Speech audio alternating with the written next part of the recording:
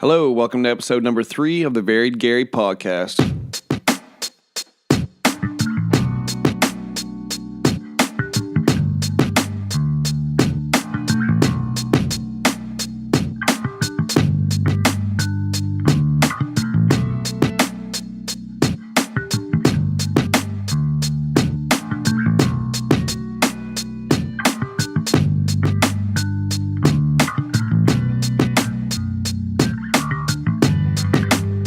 Well, I'm not mad at this song at all.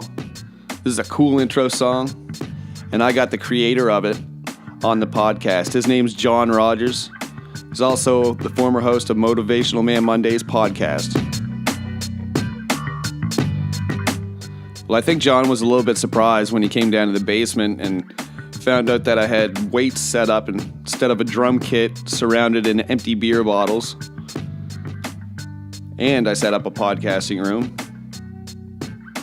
But I think he got married, so it's kind of like the same thing. So we had the equal amount of stuff happen in our life the last few months, I guess. Joke. That was a joke, John.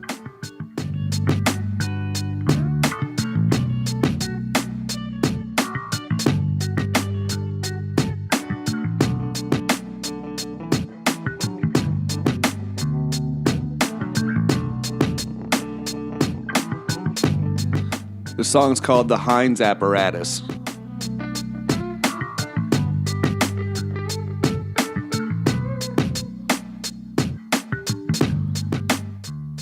That was a perfect intro song.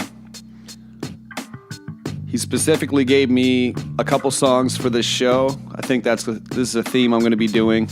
I'll have a musician on, and they can send me a couple tracks, and I'll do the intro and the outro. But these songs will be in their entirety at the end of the podcast.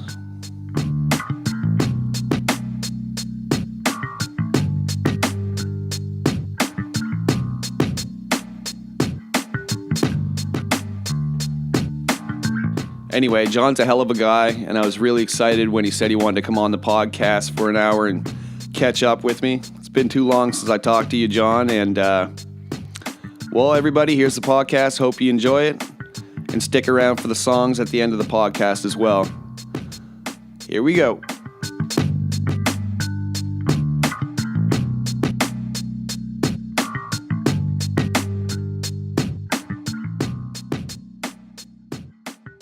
All right. Here we go. My buddy John Rodgers stopping in to do a podcast with me. How's it going, man? What's up, everybody out there in podcast land? What's up, Gary? Fuck everybody in podcast land, man. What's up? It's been a while. I don't think we've hung out like proper in like probably 6 months or more. Yeah, time goes pretty quick. It certainly does. What's the name of your podcast again? The podcast name is The Varied Gary Podcast. The Varied Gary? Yeah, but drop the just varied. Varied Gary. Varied Gary. I like that, actually. It rhymes. Yeah, it's not bad. It's like, I don't want to be typecast into doing one type of thing, or like, I'm not in the sports all the time, not into cars all the time, you know what I mean? I just talk about You've got like a multi-personality disorder going on. You're just like all types of Gary. Yeah, it feels like that in my brain too. So, man, you just got married. Big news. I did. Oh, yeah, we're going to do like, oh, you got married? Oh, man, I've been talking about my marriage so much lately. I feel like it's all about like me kind of, but I appreciate you asking, so I'll do the quick like, yeah, it was nice, it was really great. Actually, we kind of just discussed this, but it took all summer to get married. It was a lengthy process. We got, I had my bachelor party back in June. It's September 8th today, and like I had a bachelor party in June. Then we got married in Portugal. Then we had to get legally married in Canada. And then, like, last week, we had our reception. So it was kind of like a summer-long, like, wedding ceremony, which was really cool, actually. It was cool. I had a great time. And I'm super down with my life.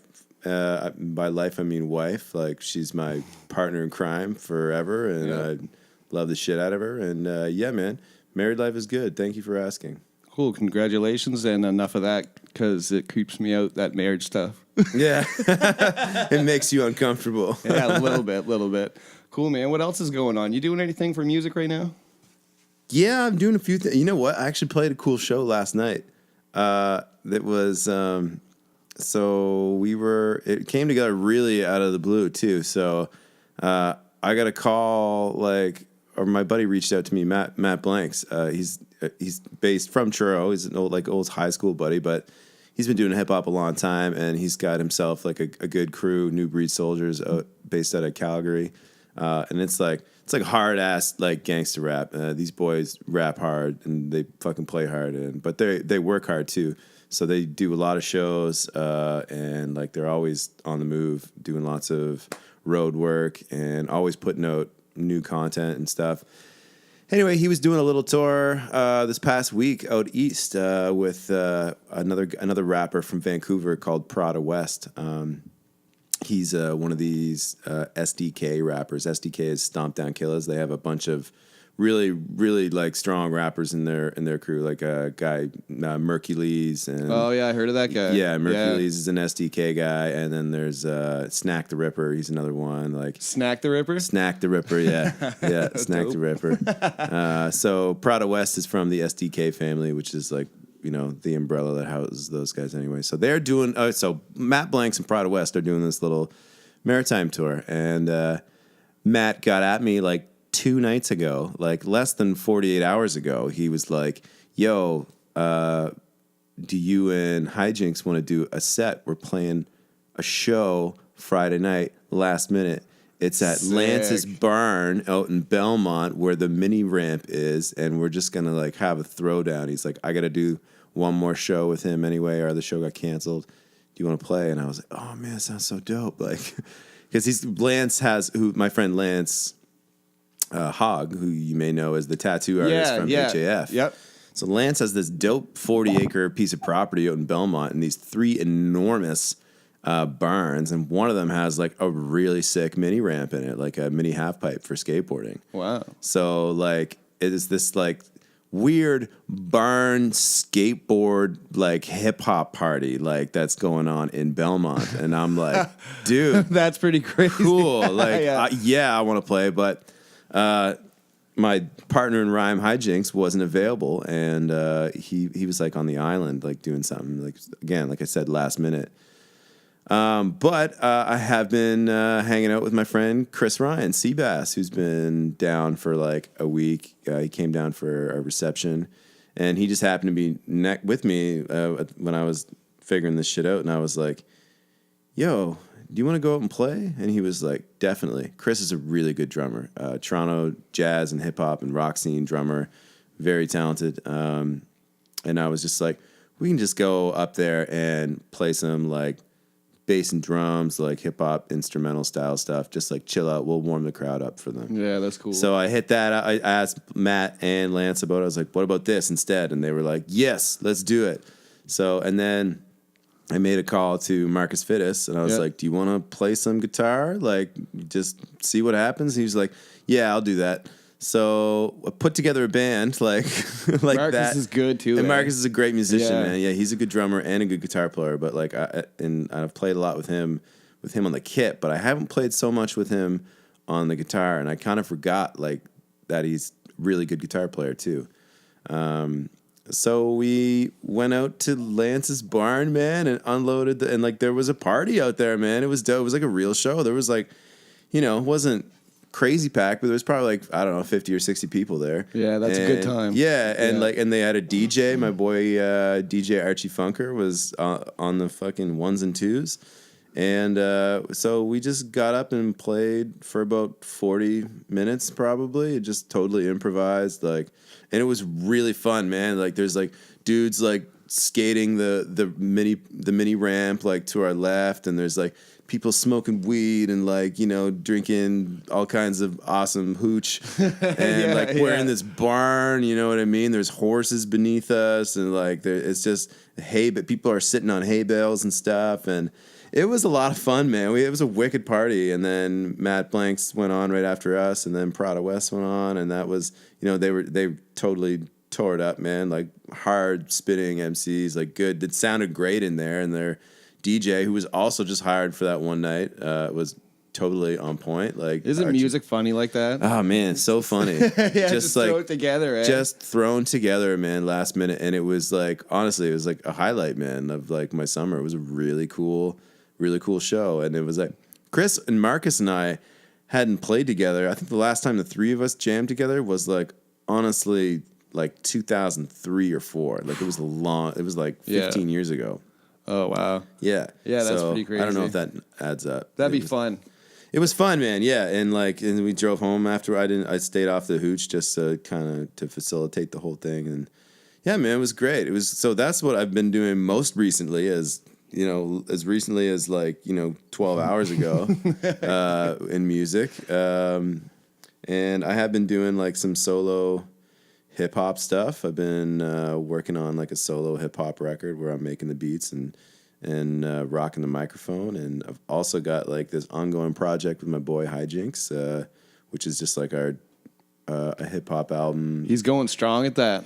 Yeah, he has been, man. Yeah, he's just like he kind of reminds me of you in a way, because like he found his love of like music and like his craft like later in life. You know what I mean? Right. Like I always love this about playing drums with you, because you didn't start drumming until you were like well into your 20s, right? Yeah, I think I was like 25 or 26. Yeah, which is cool, because when so playing with you always brought like a young man's what's the word I'm looking for? Enthusiasm for the drums. You know what I mean? Right. Most of the time, by like a lot of drummers and shit, when you're in your 30s, they're like, "Oh, I used to play, but I fucking got a wife, and you know what I mean, like got kids." Yeah, it's like me, Yeah. He's like, "Oh, I used to have a band, whatever." But like they don't like play, and then they might still play a bit. But like I always like playing with you, because you were really enthusiastic about playing. Like you were really excited about playing drums and loved it, making shit sound good. Yeah. And Pat's like that with rapping. Like he didn't even realize he could, like, he kind of just stumbled upon the fact that's like, oh, I'm like really good at freestyling. Oh yeah, like I don't know, 5 years ago. He's just one of those dudes that's naturally good at stuff. He's really good at everything. He's talented at shit like all the time. Yeah, he's one of these infuriating dudes. Like sports, I'm good at. Like comedy, I'm good at. Like rapping, yeah, I'm good at that too. Like like just everything. He's like a great he's a very well-rounded, awesome human being. And shout out Pat. Yeah, hard shout outs to my boy Hijinks. His latest album is called On the Move, produced entirely by DJ Moves from Truro, who is probably best known for his co-producing, co-writing of the song "Steal My Sunshine" by Len. Yes, huge song. Yes, love that song. Major hit. Who doesn't love that song? You're a sick, twisted individual if you don't like that song even a little bit. I can't believe I didn't even think to put that on once this summer, but after tonight, or after right now, I'm gonna put it on and listen to it. Do it, man. Yeah, for sure. Yeah, so that's awesome. Like, so Pat's like that. He just kind of realized he could rap. Like, I don't know where. Like, he knows the story, but like he kind of just realized. He tried freestyling one time, and he was like, "Whoa, I did it! I want to do it some more." And then he like did it a lot, and like he can freestyle for bars and bars and bars and bars and bars and bars, like for like 10 minutes on end. I've heard him. Really? It's crazy. He's really good at it. And then doesn't surprise me. I'll get him on the podcast for sure. Yeah, you should, man. He's a great guy. I had him on. We did a show. Oh, actually, yeah, he was on our podcast too. He was on Motivational Man Monday once as a featured musical guest. It was really fun, and so his album's out, and we got one together that's gonna come out. And I actually pretty much have finished like a punk rock EP. Oh, really? Yeah, I've got like 7 songs that are done. Like pretty much. Like the drums, I would like to take it to a studio and like have a real drummer cut them and then re-record all the guitar and bass tracks. Right. That's probably unrealistic. I don't think I'm going to do that. No? No, I programmed all the drums myself and just played the bass parts, the guitar parts at my studio, and they sound all right. But I'm not really, I don't think I'm going to put a band together and do shows or anything like that. So I might as well just release kind of the versions I have. But that's pretty much done. Like, I kind of think I have to, like, finish the lyrics on a couple of songs. But, like, it's pretty much done. And that's, like, basically where I've been at. I was playing in a reggae band for a while. Yeah, that's right. In Halifax, but I knew that this summer was going to be really busy with my wedding. Yeah. Being 3 months long. Sorry, guys. Yeah, I've got this 3-month wedding I'm in. Yeah. So like back in March, I was just kind of like, hey, dudes, sorry, I got to step away from this project for a while. And actually, they just reached out like 2 days ago and offered me an October show with them again, but I don't think I can do that either. But anyway, that's it. I've exhausted that question. I think that's all I've been doing musically lately. Yeah, that was really good. That's a lot. Yeah, basically what it comes down to is I've been hanging out in my basement studio a lot by myself, sometimes with a friend.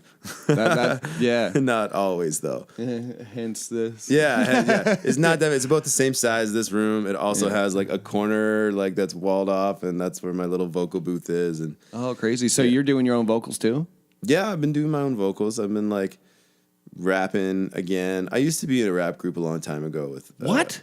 Yeah. How did I not know this? Me and Scott Wadman and his brother Virgil were in a rap group. I remember Virgil was always into it. Yeah. And we put out like, it's not very good. Really? But it's like, it's not that it's not good. It's like, it just, I actually love it. I don't even care. It's like it's of a time, and like I made the beats back when I was like 17. They sound very much like they were made on Fruity Loops because they were. And Virgil does the cuts, and all three of us rapped on it. So like I kind of been into like rapping for like a long time and making beats for a long time, but then I stopped for an even longer time. But yeah, I've been rapping again just because like I love hip hop and I've been producing beats again. And then I was just like, oh man, I like this. I kind of just want to rap on it. And like, I've got nothing but time and resources available. So I'm like, well, maybe I'll just write a quick 8 bars and test out the microphone, and it's also coming from a place where I want to be able to record vocals better and hear how they sound. So sometimes like I just want to see how this sounds like. So I get in there and sometimes I'll just be like, wubba dub drum yo sub blub blub drib, like just lyrical diarrhea, words that do not exist just come out just to hear. Or I'll get in there and freestyle like until like it sucks too bad, and then I'll like play with shit like on the play with different filters and like effects and shit. Yeah, you can go like, really deep into that stuff. Yeah, and it's so new to me, man. Yeah. Like the whole like engineer producing thing is like really new to me. I've been playing instruments for a long time, but this whole other side of the chair like bit has been. You got a good jump on it though, like as far as like you're awesome at bass. Very, very skilled musician all around. Bass, I feel comfortable. You're very comfortable on bass. I'm like, okay, I can play bass. Like I can fake guitar well enough. I'm not a very good drummer, but if you sit there though, like you're a person that's gonna lay it down. Like eventually, you know what I mean? I'm just trying to like learn through repetition and like I did have a little bit of leg up because like I got all this equipment and I was like, oh okay, well this is an XLR cord. I know what that is. Like those are for microphones. Yeah, right. Yeah, like, that's true. So shit like that. Like I'm like, oh, this is a 1/4 inch. I know what. Yeah, that's the same thing. I know that's like it. Yeah. Like running lines and stuff is what I could do. It's like, but like that when it comes to recording and and mixing, like it's I had Alex Burris over here showing me some stuff just on like basic things, and that in itself was amazing. Big shout out to Alex. Yeah, Alex is dope. Is he still over at New Scotland Yard? Yep. Like, is he still? Yeah, I think that where they have the axes. That's where he is. New Scotland Yard. Oh, that's the Timber Lounge. That's where he's at mostly. I don't know if he's still working over the other spot. That's Joel Plaskett's studio in Dartmouth. Okay. He was. I think he did his like work placement there after his school or whatever, and then I think they kept him on for a while, which is really cool because I think it's one of the only studios in Halifax where they actually do analog recording, like. Yeah, that's like reel to reel and to tape and stuff like that. That's what he was saying the other day. Yeah, that's just hard. Which is way harder, man. Like live, and he said it's like they back everything up digitally as well. Yeah. Like, but he's saying like when you're mixing with tape, like you have to like, you're doing the dials like in real time. Like if a guitar solo is coming up, like you got to slide the guitar solo up live in the mix and then pull it back down. You know what I mean? Like you got to like be moving shit like in the moment. Yeah, it's a lot of room to fuck up. You know what I mean? Like it would be really stressed, but it's kind of, I think it's really cool because I mean, in this day and age, it's not a very common practice, for given how easy digital recording is in comparison. So it's cool that he got the opportunity to learn how to do that and work at that. Alex is great, man. Shout out to Burris if he's listening. He's good. Dude. And he likes all that vintage stuff too, like all that stuff that really counts. Like, I think that really counts anyway. Like, if it all went away and they had to start all over again, those guys would be the closest to being able to get the job done. Yeah, like, you know what I mean? I always think about how hard it would have been to, like, back in, the pre-digital era, like, how good the musicians were, man. Like, you would just fucking have to, like, especially, like, in these, like, big songwriting houses and shit where it's just like, okay, you have to pump, like, the Wrecking Crew and shit, like, all those guys. Like, okay, we got to pump out 5 hit songs today. A factory here's of music. Here's your sheets. Play it perfect. Go. And, like, you have to just nail shit. You have to be so good. You can't fuck up, like, or else it's on the recording and you wrecked it. You know what I mean? Like, the Wrecking Crew, those are the guys down New Orleans. Or no, they were like it was like a loose collective. Muscle Shoals, wasn't it? Muscle Shoals was a studio I think in Alabama. Okay.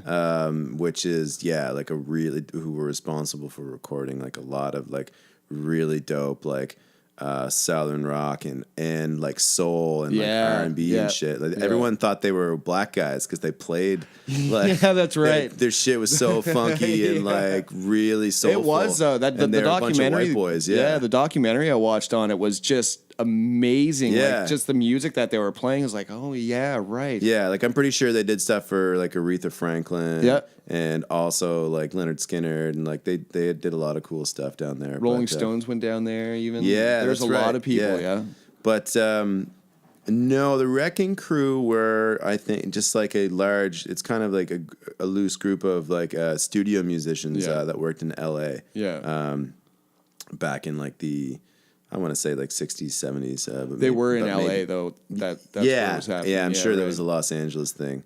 But they were just super gnarly, like the best of the studio musicians, like people they could count on to learn the parts, play them right, get them like in, out, like that kind of thing. Actually, Glenn Campbell used to be one of those guys in the Wrecking Crew. He's a country singer. Yeah. Country folk singer. Very good guitarist. Super good. I got a couple of his records upstairs. Do you? Yeah. I didn't even know you like were into that. Like, I hate country, but I like a great musician. You like great musicians. Yeah, well, absolutely. that's the paradox right there because country music, despite me not loving it, they are some of the best musicians on the planet. Absolutely, yeah. Because that's where the money is, man. Like you can like country musicians like make bank. Like they're the best paid musicians, like arguably in like modern music because the large majority of like country fans are still some of the people that will buy physical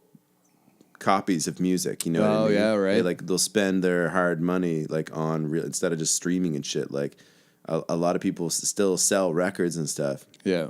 And anyway, they're just really great. Like Nashville's full of fucking amazing musicians. Yeah, Nashville's not even like the stereotypical country. It's like a mixture of everybody down there, isn't it? Yeah, I think I had this conversation with somebody the other day. It's like it sounds like it's kind of like the new LA. Like that's where like young musicians are like flocking to. Like Ben told me the other day that he was like thinking about going down and just trying to work on his songwriting and stuff. It's where people go to like learn some, just try and be amongst it. You know what I mean? Like that's where people are penning hit songs and like, getting mad like props and shit. Like it seems like that's where like a lot of stars are being born right now. Yeah.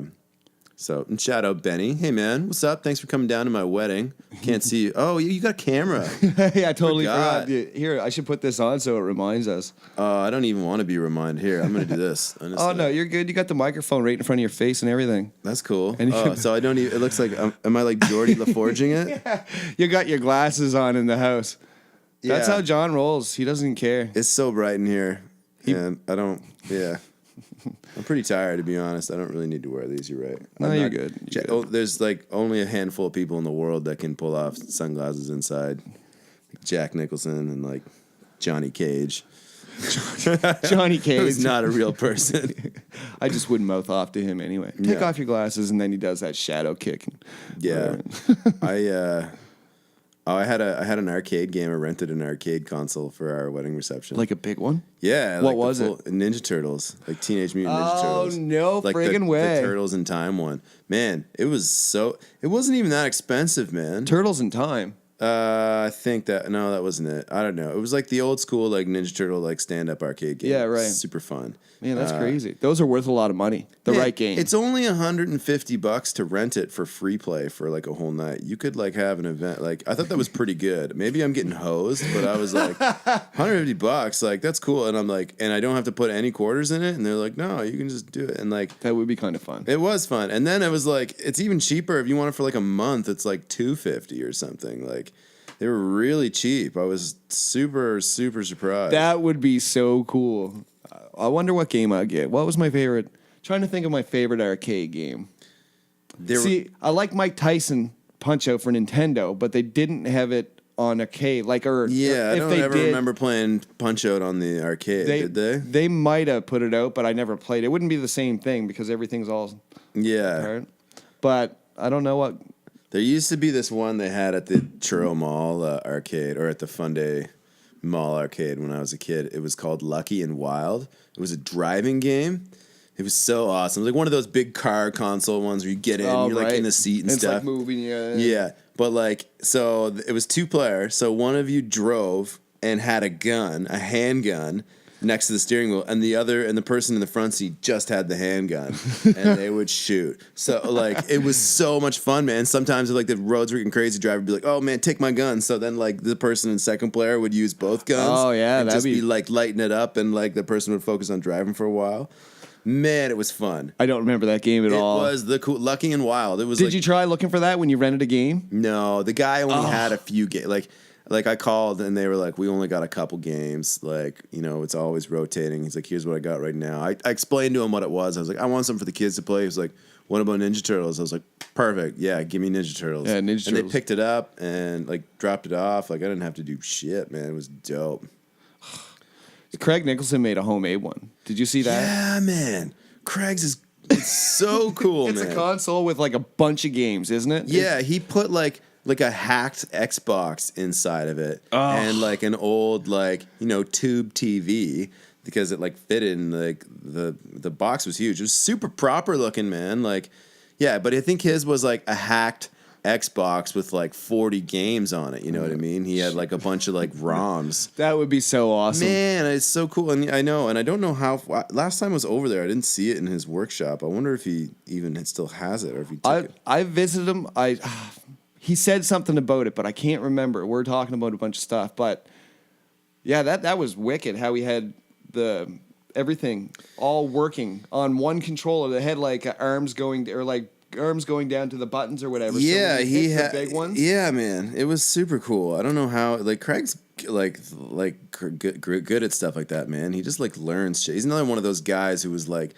Once he just puts his head into something, it's like he just gets good at it. Like, he's really good at woodworking now too. Yeah, man. It's just a new Craig like gets these new. He has like rotating hobbies too. About every like 4 years, Craig gets really into like turntabling, and he buys a new mixer, buys 2 new turntables, and he gets and buys a bunch of records and like starts like scratching again. He just had them like a year and a half, and then he's like, oh, he had them for like a year. He's like, yeah, I sold them again. I think that's the 5th time he's owned. Like, I'm not even kidding. Like the 5th time. He's only 33. Every time he gets them, they get more advanced and more advanced. Now they're USB and like Bluetooth or whatever that's available. Yeah, for them. But he's had he's been a DJ like 5 separate times in his life. Like, really? But it was cool. Like one day he even brought over like his like one of his turntables and mixer to like the studio, and he was just like cutting over beats at my place. But yeah, he's had a dirt bike like 2 or 3 times in his life. He's just like been like really into dirt biking, and then gets bored of it, and forget. And then like he did the same like snowboarding. Craig's an amazing snowboarder, but he's just like bored of it. Like he did it for so long, like he's just like, I don't really want to snowboard. I don't really feel like it. Like that's crazy. I know. To me, it's crazy because I'm like, I had a snowboarding dream the other day. It's like that's how I know it's getting close to winter. Or like that it's on the approach. Really? You probably don't want to hear that because you know what? I might even take up snowboarding. I just never really got involved in snowboarding to the point where like because I was so scared of breaking an arm and not being able to play drums for a couple months at a time. I'm still scared of that. Like, but right now, I don't think it would affect me. I'm going to put focus on this podcast, and I don't care if I do it with a broken arm. Yeah. So I might do that. Just to, you know, that's kind of a good like. It's like, oh, the Broken Arm podcast guy? Like, oh, yeah. Like, yeah. Every person that comes on, I'll get you to sign my... You'd be like Kanye West, like, years later when you're, like, a popular podcast. You'd be like, yo, man, back when he, like, broke his jaw, he did his podcast with his broken arm, you know what I mean? Like how Kanye was, like, wired shut for a while in, like, the early part, and he still spit, like, through the wire. What's the I was listening to that album last night. That's so weird that we're talking about that. And you listened to it last night? Yeah. Yeah. That's so weird. Yeah. What else was I going to say that, shoot, I just lost it. It's okay. It happens all the time. Yeah, don't matter. Do you do breaks on your podcast? Do you like, we're taking a break and then like pause it, or do you just roll through? Don't matter. Why do you no, I don't need to take a break, but like that was just like my like trick when we were doing Motivational Man really? Monday. Just to keep you fresh a little bit? Yeah, well, maybe? It would just be like, usually it was because we were crushing beer like ferociously and would have to take a piss break. Yeah, right. But like it would just be super like, we'll be right back, click, and play 5 seconds of a song, and then click, come right back. You do that easy on like audio because it just takes up word, but you got to do things. Video's a different beast. And that, in fact, man, I've done practice podcasts and talked straight for an hour by myself. Just by yourself? Yeah. Yeah, see, that's cool because, like, I don't know if I could do a whole a podcast by myself unless it was like, you know, unless it was like research based and I had to talk about all the stuff I had researched and like, you know, and I'm not really interested in doing that. So I just find that I had to get over what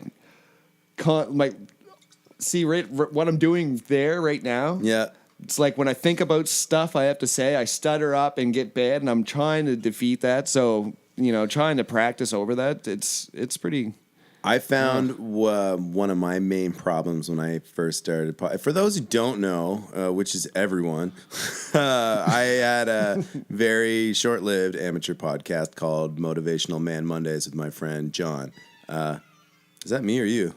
Mighty Mouse is texting me. Oh, cool. What's up, Mighty Mouse? Sorry about that.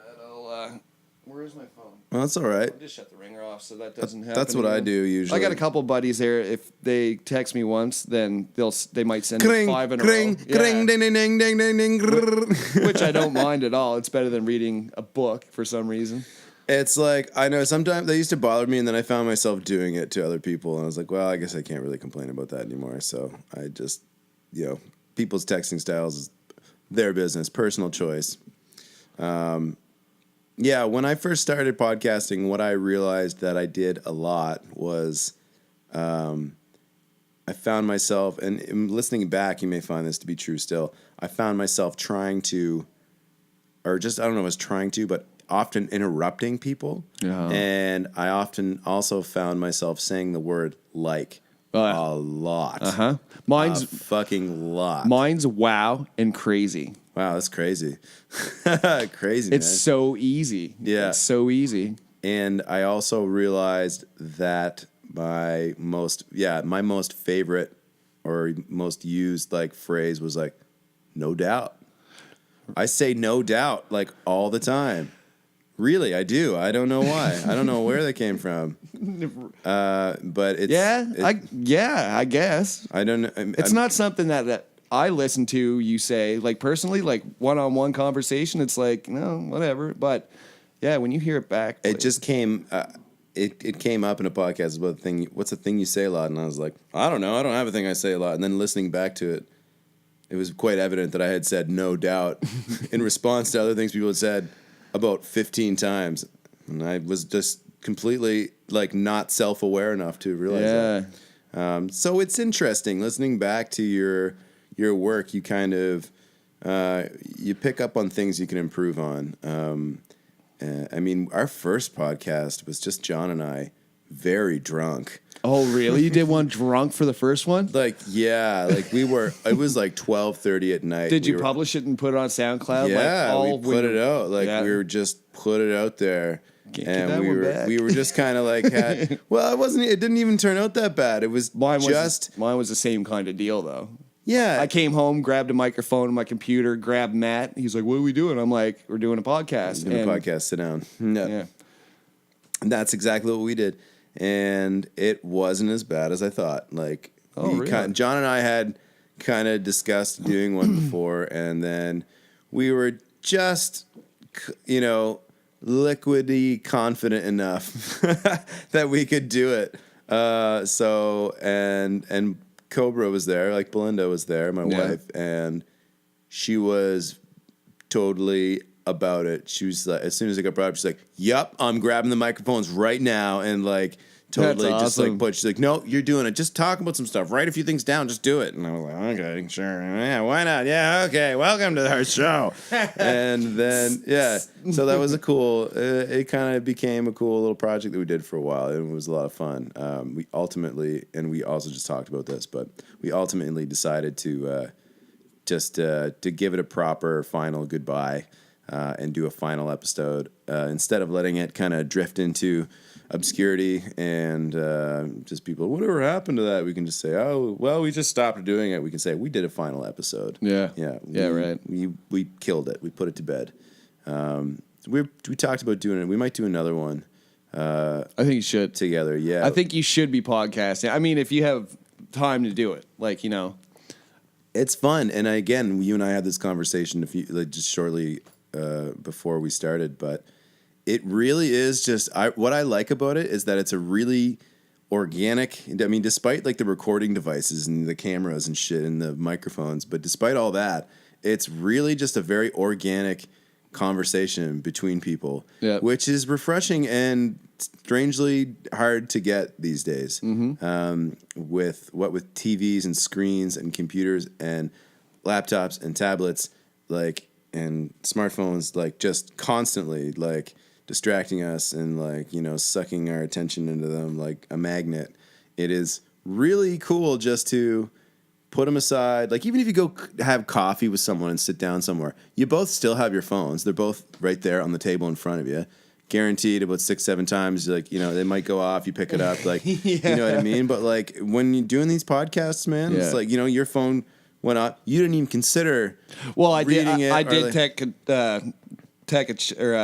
a text because the guy was blowing up my phone and stuff like that. Well, so that I was like, kind of destroys my whole theory. But I just shut up. I did shut off my ringer. That's the whole reason of picking it off. Right. But that's what I mean. It's just a very organic conversation between. I'm such a dick. It's a real.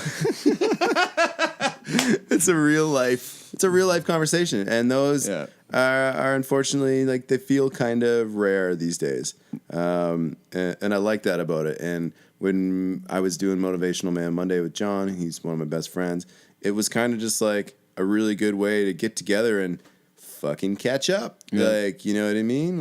Have a talk shit through, and that's what we're doing right now, man. Catching up. Which means I should probably ask you a few questions. Go ahead. You ready? Yeah, let's do it. Okay, here we go. I wasn't prepared. Usually I come in with shit written down, but it's been a busy week. All right. Are you playing any music right now? We didn't really talk about that. Currently, no, I am not. I went through this phase where I listened to a bunch of podcasts for a long time, and it replaced music a little bit. For the most part, it replaced music. And then, I wasn't really into playing in out live and stuff. I was in it if everybody else was involved in it, but people's schedules got messed up and stuff like that. And I just kind of fell out of it for a little bit. I still get the urge, when I used to be really involved, like getting home from work and then playing for 6 hours after work and then going to bed at 3 a.m. and then getting up in the morning, playing a little bit before work and then repeating that for my first 2 years. Like it was like that feeling of nonstop, like, oh, this is so exciting awesome. and like, stuff. I love that you did that, But it kind of, I get that every once in a while, but that's kind of what I feel about podcasting right now. And I think this is just something that I need to do until everybody's kind of slowed down in the winter, until schedules slow down, people stop moving around so much, and then we can get together like anybody at all, like just have jams again and like a few beer and just have friends, like good fun with your friends. Like playing shows for me with, I think every band that I've been in, it's almost like I have a problem with taking it too serious and being so hopeful and everything. And then when we're not playing as much, I'm like kind of heartbroken from it. Yeah, I know what you mean. You know what I mean? Yeah. And there's nothing you can do about it because other people are involved.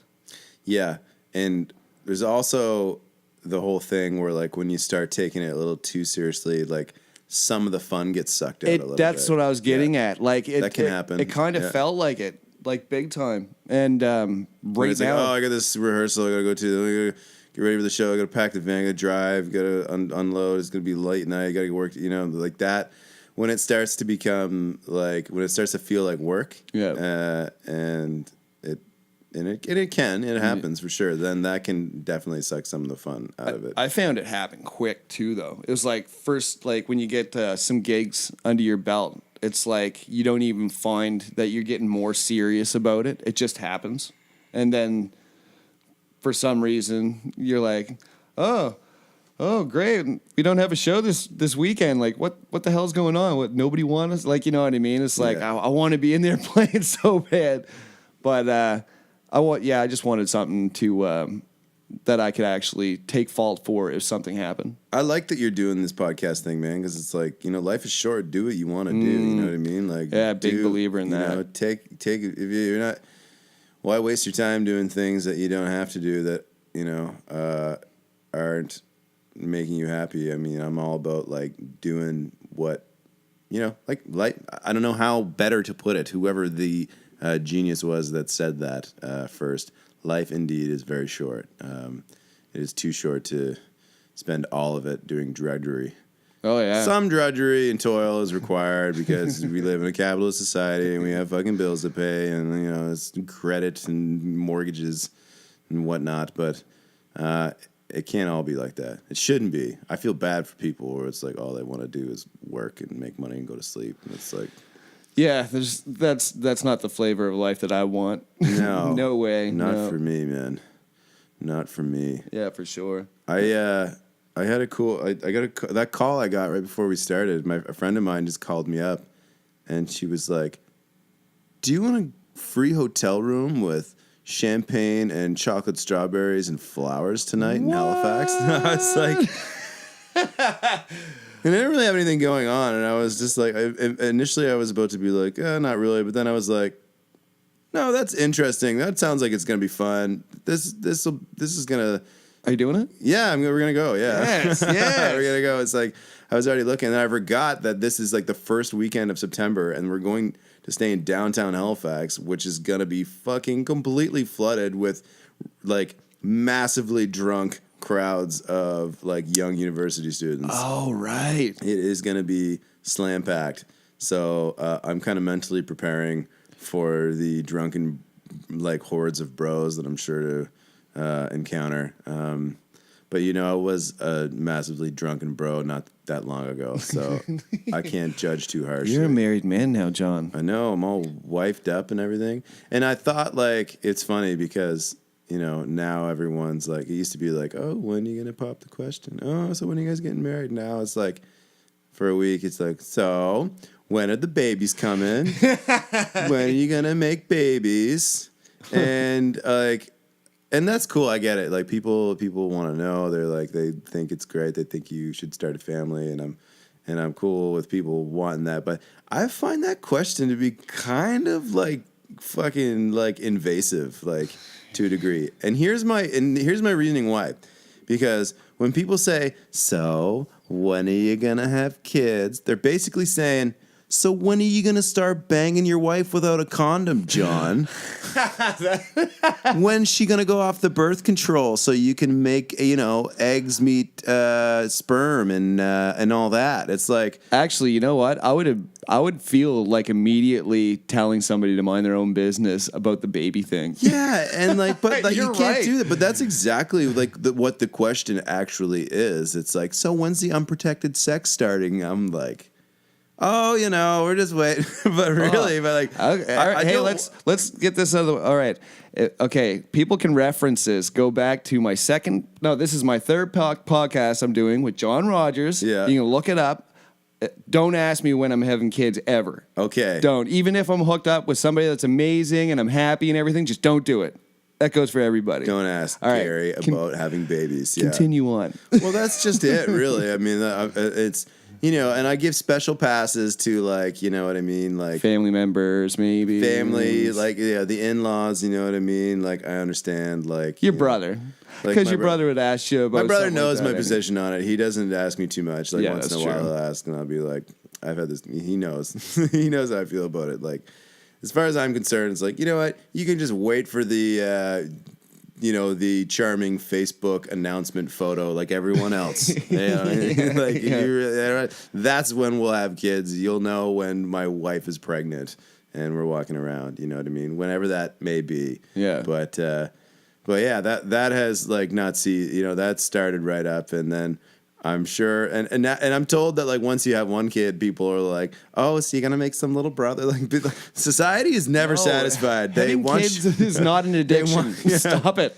Well, it's so weird because I feel like for most of my life, I just tried so hard not to have babies. You know what I mean? Like, growing up, all I ever used to hear was like, wrap it up. Don't have unprotected sex. You don't ever want to do that. Oh, it'll ruin your life. You'll get AIDS and you'll have 40 kids and you'll drop out of school and like all this. So like that really affected me growing up. I was like, oh, okay. Like safe sex is the way to go. And now I'm just at a certain age and people are like, so when are you going to have kids? I'm like, y'all told me not to. Like, you've been spent most of my childhood beating it into my head that I wasn't supposed to. Don't have kids. And now you're like people are like, oh, you don't have any kids yet? I was like, of course I don't have any kids yet. You brainwashed me, made me think it was bad to have kids. Stop baby shaming me. Like, God damn it. God damn. Like, make up your mind. Like, when did I cross the line? When it was like not okay to have them, like, and now it is. You know what I mean? That was weird too. But I'm done my baby rant, I guess. That's good. But to answer your question, no, your motherfucking business, Gary. Yeah. But you didn't ask. You didn't ask. Yeah. I think I started that. But that goes for everyone else, except for in-laws and close family members and people who just don't know any better. I also feel bad, too, because I feel like there are people out there who are like, maybe there's like a couple who like really wants to have kids, like a young girl and her young husband, and they really want to have kids, but like one of them's sterile, or they had like a miscarriage that they didn't tell people about, or like some kind of biological reason why they can't have kids.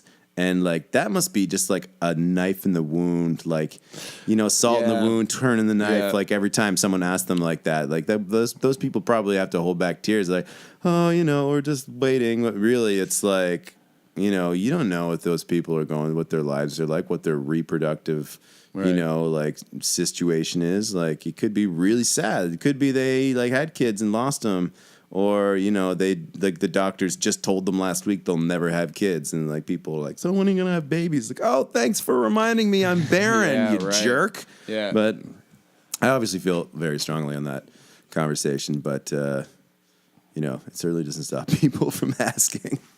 Anyway, so good luck with that. Thank you very much. Thank you. Currently, I'm still reeling from the wedding, man. Yeah, it's good. Was it a big wedding? So it was in Portugal, you said? The wedding itself was in Portugal, which was so sick, and there was only 16 people at our wedding. It was that's good though. A couple people from my side, a couple people from Belinda's side. Like, we got together, rented this it was like a mini all-inclusive resort, basically, and it was cheap. It was really cheap. You rented a mini resort thing? It was this 200-year-old farm in the countryside with all this lodging and these beautiful gardens. They had a staff that like lived and worked there. There was like pools and stuff, and like it was just, and like they fed most of our meals to us. And man, it was just, and we hung out there for 3 days. And on the third day, we had a little wedding. And Oh, wow. That would be something, eh? it was very low stress, That's like the way to chill. do it. And I'm going to put these on because I keep scratching my eyes right now. Yeah. It was like low stress. It was very cool though, man. Yeah, I liked it a lot. Yeah, I got to go down for a wedding to Dominican if anything's left of it. Yeah, if anything's left of it, yeah, they sound like Dominican just got pounded by Irma. Pounded. Yeah, like Cuba, St. Martin, it got hit real bad. St. Bart's. Actually, I'm gonna know what I'm gonna do later. I'm gonna Periscope. People will be taping it on Periscope and broadcasting it. Oh, cool. Yeah, that's what I did with a lot of these hurricanes that they don't have really good coverage. I'll go on Periscope and then look at that area, and somebody will be taping it, like live feed. Yeah, man, So. it's slated to like the rain's already started coming in like the southern, like in the Florida Keys and stuff. It's supposed to ravage the Florida Keys and go all the way up to like Tampa. It's gonna be bad, I think, man. They evacuated 5 million people. That's what I read this morning.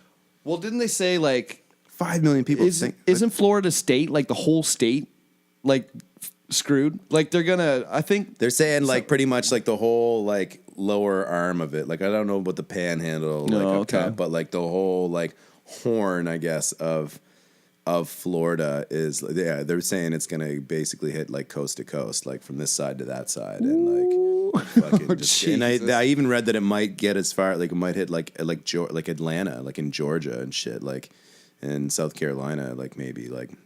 It's gonna be bad, man. Oh, that'd be crazy. And there's another one right behind it, man. Jose is coming in, and like he looks kind of mean too. Like, and they just had, what was the one that hit Texas last week that was super bad?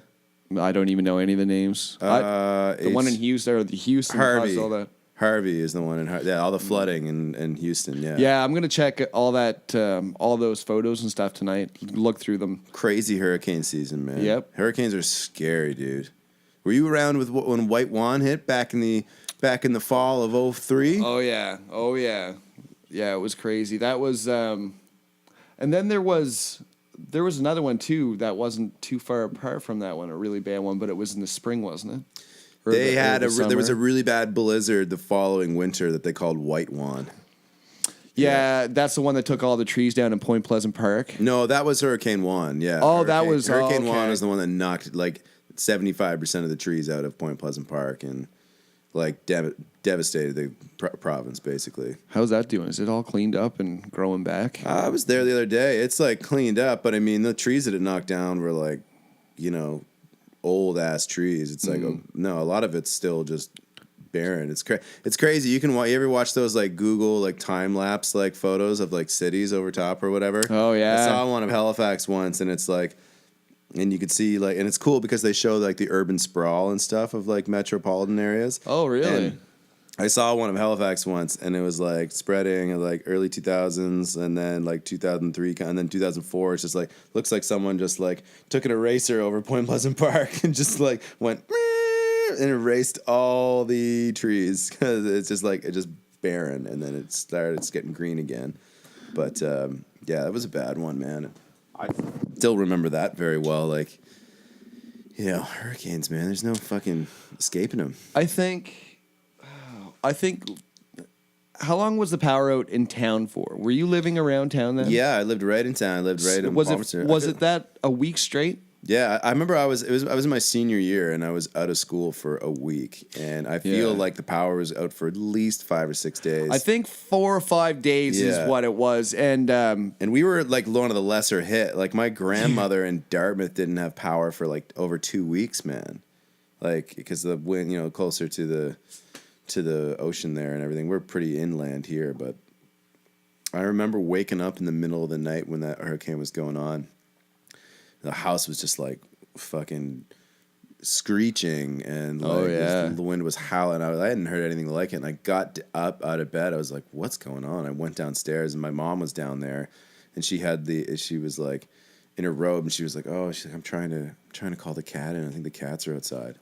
And I was like, "Uh-oh." I remember she opened the sliding door at the back of our house to call the cat in, and like the wind gushed in, and like the first thing I could smell, it was the craziest thing. It was like being at a sawmill. I could smell the inside of trees. You know what it smells like when you saw through a tree? Yeah, right. It was just like, right. oh man, like I can smell tree blood. Like it's like I was just instantly. I was like, I've never smelt that smell in this house. There must be so many trees knocked down. Like that is crazy. Yeah, it was. I'll never forget it. It was just like right in my face. Like, yeah, that was crazy. But that was like, what, 14 years ago. So, wow, that I feel old now. Yeah, older. Not me. I'm getting young. I got white hairs on my chin and all through my head and other places that aren't fit to discuss. All right. Yeah, so I was talking to your brother, ran into your brother. I'm going to have him on the podcast. My brother Sam's going to be on the podcast. Oh, hell yeah. Oh, man. I love talking to Sam. Well, you don't really talk to him. I know. It's not a lot of talking to him. You're more like listening most of the time. He's just so... I just love it when he gets telling stories. We're in a superstore. I could have just sat there all day. Like, I know, man. I joke, I kid. My brother he's great. He does have great stories, and he loves man. Like the thing I like about my brother is also one of the most infuriating things about him is like he loves people so much, man. He wants to give everyone all his time, always. So like if you're ever like walking around with him anywhere, like he bumps into people he hasn't seen in years or whatever, like, or even if somebody he saw last week, like he'll just want to sit and talk with you for like 5-10 minutes, man. And like I love it because he is cool, like I said, because he just wants to give time. He's genuinely interested in what people are doing and loves just like reconnecting with people. But it's infuriating if you try and go anywhere with him because he knows so many fucking people. Every 5 minutes he runs into someone and he wants to spend 15 minutes talking to them. Yeah. It's like, you know, if you're ever trying to get somewhere that's time sensitive with Sam, it can be a real issue. Oh, I know. But he'll be great, man. He'll be awesome on the podcast. I think so. He was. I think he was just joking around when he asked me. Oh, I'll come on the podcast. And as soon as he said it, I was like, oh hell, you are friggin' right. I told all my buddies though, like we're all gonna have a spot in this, right? Totally. Like you know what I mean. It's just something I'm not. Can I be recurring? Oh yeah, definitely. Yeah. Like Murdo. Like I never even told you about my podcast yesterday, right? You mentioned it like once or twice, but so I still got to do. When people see this, I'll have it out, but right now I'm still doing the editing on it. Right. So I went over there, got to see some eagles in the Big Geesley, they call it. It's like the big enclosure that they keep the eagles in. So he works at like the Animal Rehabilitation Center? Yeah. Where is that? Is that in Hilden? Or in Hilden? Yeah. I drove to Brookfield for it and then circled back the long way. Oh, okay. So I didn't know really where I was going, but then I realized my GPS was the right one, and I wasn't gonna probably beat him in a wits a battle of wits. Yeah, battle of the wits. Sometimes you can't trust the GPS, man. They want to send you around like weird ways. See, that's what I was thinking because I know Truro good and I know what way I drive, and it always sends me the long way. So I just assumed that if I was going somewhere I didn't know, and it was sending me the long way, I'm gonna just battle it out anyway. You're just gonna guess. I was wrong. Anyway, my foot was down, like, just bombing through this old back road. I'm not showing up for my first podcast late. I'll look stupid. So I got there, took me for a tour and everything. That was really good. And we actually did the podcast in the enclosure. Cool. In the giant cage or whatever? There was about 6 or 7 eagles on the other side hiding from us. Dude, wicked. You got like the footage from that, right? I'll show you that. That's so cool. Yeah. You're like in the eagle's den, man. Yeah. That's rad. Yeah, I was really excited. Talk about a cool locale for your first podcast, man. Not bad. And Murdo brought up a lot of stuff, too, that I wasn't really aware of. Like the lead poisoning that's going on with a lot of these birds. Like he's had like 13 birds this year that have been in there for lead poisoning. Lead poisoning? Yeah. What are they eating? They're eating when people shoot animals. Yeah, they'll do stuff like discard their whatever. They'll cut them open and sometimes leave their guts out and stuff like that. Right. And sometimes, like the lead fragments will go 18 inches. Was it 18 centimeters or 18 inches? I'll have to go back. I think he said 18 inches into like it could spoil a bunch of other meat when the lead goes through it. So these birds are picking out dead animals that have lead in just them. eating their entrails and stuff, and they're full of lead. Yeah, they're fish bait and stuff like that. If they're eating fish, maybe with a hook or some weights on it. I guess I'm probably naive, but I just was under the assumption that modern bullets didn't actually contain lead. Like I thought that was old pencil. That's what I thought, leads, but there's a couple different. There's a video that I'm going to put in the link for his podcast, and there's a guy talking about, I think there's copper bullets, I think he said. Anyway, there's a couple different bullets, but people will pick the lead because it's cheaper, or maybe it's like a tradition. It's just traditionally what they've done in the past, so they just don't like the change. But apparently it's really messing up a lot of stuff. Lead. I've been seeing a lot of eagles lately, man. It feels like I've been seeing a lot lately. Remember when they used to be on the endangered species list? Yeah. Well, they've been off it for a long time. I just never thought about it. Yeah, I feel like I see them frequently now. Yeah, it's so cool. I love them, man. They're so. Yeah. I saw a heron the other day. Oh yeah. Yeah, just looked like a big pelican. They got the big gullet hanging under their thing. Yeah, it flew right over top of my house. It was cool. Yeah, birds are weird. Yeah, I got some flying dinosaurs, man. That's exactly what I said, man. Actually, it's called the raptor enclosure. I think it's called. Oh, really? The cage? I think that's what he actually called the big Jeasley. Is it the raptor enclosure? Yeah. But yeah, that was really cool to do for our first one, and I'm glad. I was really nervous setting it up too because. Yeah, those eagles are big up close, man. Oh yeah. Well, he weighed one. One of the ones he's looking at or treating for lead poisoning. He got it out because they had to clean out the pen and clean him up a little bit because he wasn't able to stand on his own, so he'd be rolling in his own mess, whatever. And they took him over, they cleaned him up, and they put him on the scale. And let me guess. Can I guess? Yeah, go ahead and guess. 25 pounds. Well, that's a lot. No. Okay, it's way less than that, right? Yeah. Okay, yeah. 10 pounds. That's big. Yeah, that's big. And there's some that one of the ladies that worked there said that some of the females get up to 7 kilos. 7 kilos. So that's 14, 15, yeah. Yeah, 15 or 16 pounds. Cool, man. So their wingspans are huge too. Oh, right? they're huge. Yeah, you'll have to watch my podcast, and I'm going to show you the footage. Anyway. Yeah, I'm hooked now. I want to see the raptor enclosure, man. Yeah, it's so good, and it was he said too, it was kind of like being a barn. As I was getting set up, he's like, it's really nice to be out here sometimes because the sun comes through the panels really nice, and there's a little bit of a breeze, but it's it's quiet, still air. It's weird. It's cool. It was fun being in. Cool, man. It's just so unfortunate to have those birds so sick. That's all. It sucks. I never like seeing animals in distress, man. I don't know. There's something about animals in distress that is more heartbreaking than humans for some reason. Yeah, it is. You know what I mean? Yeah, it's the same as everything though. Helpless animals, even people that are helpless, I could watch I could watch a healthy person get hit by a car and be like, or I could watch an old person get hit by a car and I'd be like, oh, or somebody that's a child or something. Yeah, or something or something. Yeah, disabled person. I just feel terrible about it. Yeah. I don't don't go hit anybody with a car though. No, I'm not gonna. It's frowned upon.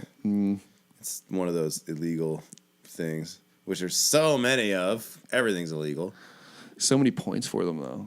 Apparently, what's the okay? So aren't they going to legalize the dope here next July? I don't know. I think they're making. Well, I'm not really sure. I don't know what they're doing. They keep on busting everybody open. So I heard that there was a bunch of raids in town last week, but what do I know? Yep. Well, listen, man. I gotta go get this hotel room. I think I gotta get to the city. Yeah, man. Should we wrap this up? Hell yeah. Well, we're right on 1 hour anyway, so that works out great. You hit the hour mark, dude. Hell yeah. Right on. Everything usually works in the podcast, usually about 45, 50 minutes of talking, and then intro, outro, some music.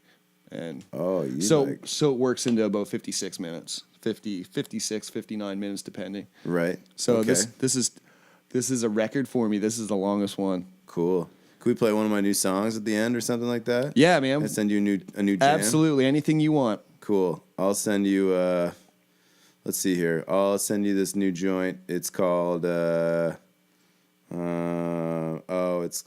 it called? Writer's Block? No, it's called Dry Spell. Dry It's a Spell? new hip-hop jam that I produced and rap on. It's called Dry Spell. Nice. This is your boy Jay Hooligan, a.k.a. John Rodgers, a.k.a. Roger, up in the building. We on the Very Gary podcast. This jam is called... I forget what it's called again. I was trying to be all Wu-Tang with it. I was trying to do the Wu-Tang thing, but I forgot the name of my own song. How badass What did is I that? just say it was called? Dry Spell. Yo, this is the Dry Spell on the Very Gary podcast. Where's Bond? I'm going to put that on, and you're the first one that we're going to do it with, but I'm going to make your intro. I'm going to make the intro song one of your songs, so send me another one too if you can. Totally. I'll write you one, man. Yeah, Want me to write you like a varied Gary theme song and record it? Is that what you mean? Or you just want to use one of my songs as the intro to this particular episode? Yeah, like that's what I was going to do. I Everybody see. that comes on, I'm going to I got all take two of geeked. their songs. We can do that, though. I'll submit a theme song. Yeah, you have dude. a lot of musician friends, so there's probably a few of us gunning for that Oh, spot. man. Know what else would be cool? If we file shared a song and then mastered it. Like, Yeah, totally. did each part, send it out. Just do whatever you want to it. Put your own signature on it, whatever. And then Totally. I'll send it to Alex, and he can master it and get back to us and everything. We'll have a legit song. That's fun. I like it. Cool? All right, man. All Thanks, homie. Thanks for coming. Peace out. Awesome, John. Thanks again for coming on the podcast. I had no idea you were in a rap band before. That just blows my mind how we talked about your musical background a couple times at my house, and that's never, ever came up. But that just goes to show, too, if you're interested in doing something or, you know, just trying to pick up a new hobby, just go for it. Whatever it is, as long as you're not breaking the law or hurting yourself or hurting anybody else around you, there's nothing wrong with it. I mean, start a podcast or start a musical instrument, get in a band, get married. Don't listen to me. That last one didn't make sense. If that hobby doesn't work out, it's going to financially cripple you. But anyway, thanks again, everybody, for tuning in. And if you like the podcast, share it with somebody else. And hopefully they'll like it too. And thanks for supporting me. My next guest on the podcast will be John Sperry, also known as Sperry Allen. He's a great singer. He has some really good originals out there, and he's going to come on the podcast and play a couple for me and for us, rather. And we're going to chat because it's been a long time since I've seen that guy. I known him when I was a little kid, so this will be pretty interesting. So you can just go ahead and turn up the volume now because here come these songs by John Rodgers. Thanks again for listening. Enjoy your time, everybody.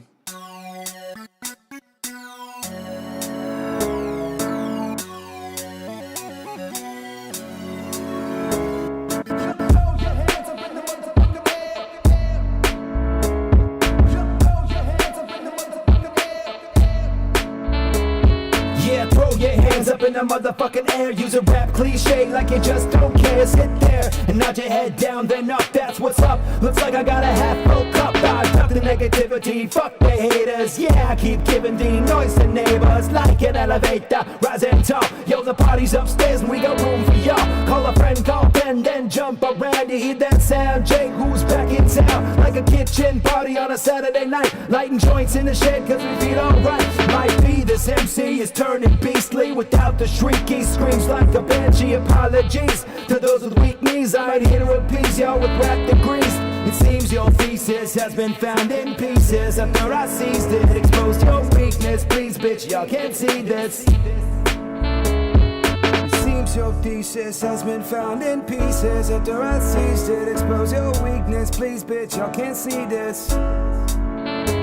I'm on the north side of 30, but I'm keeping it dirty. Have you heard me yet? I bet you will. I bet you put a $10 bill up on the table when you hear the fable, the myth, the legend, the man. It's Jay Hooligan. You think I got this hill sitting down in my basement? Man, I played in most cities and there are days inland. Double and then some, so won't you come get some from the #1 most gruesome son? Another son, I'll make a banger for fun that goes on to become the most live shit that ever done got spun. That's called a rest, and it's best when you need to catch your breath and get your next bar on deck. Gotta protect your neck like the Wu-Tang. So if you talk shit, you better not get caught. Protect your neck like the Wu done taught. So if you talk shit, you better not get caught. Protect your neck like the Wu done taught. So if you talk shit, you better not get caught.